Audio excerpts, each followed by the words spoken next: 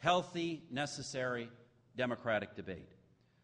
But when Israel, the only country in the world whose very existence is under attack, is consistently and conspicuously singled out for condemnation, I believe we are morally obligated to take a stand.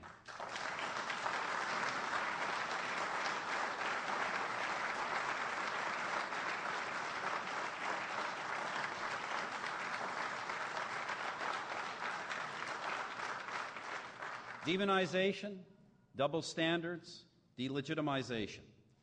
The 3 Ds, it is a responsibility of us all to stand up to them.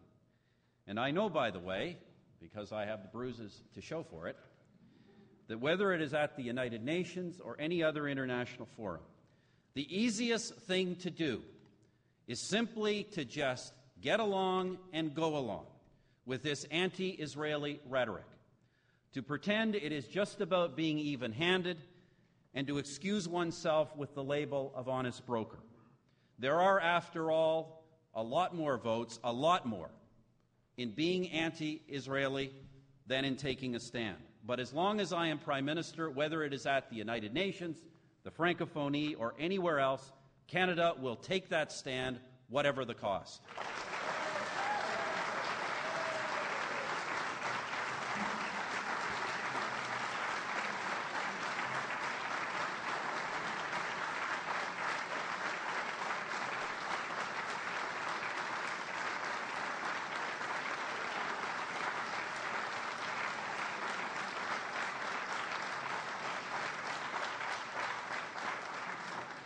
And friends, I say this not just because it is the right thing to do, but because history shows us.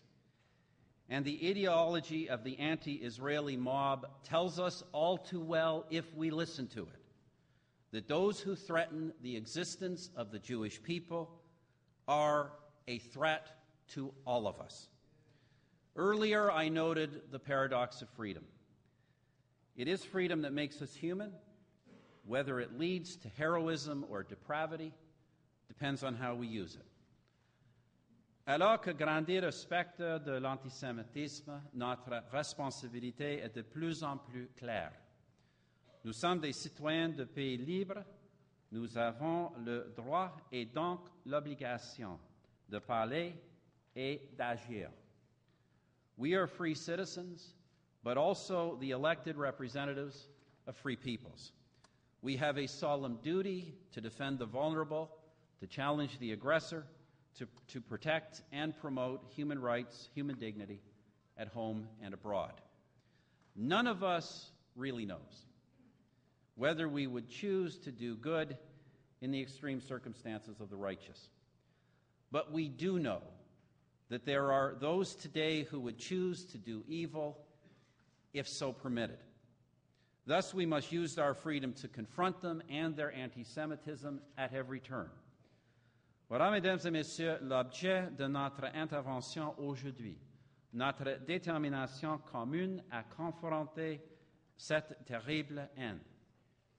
Le travail que nous avons entrepris dans nos propres pays et en collaboration les uns avec les autres est un signe d'espoir.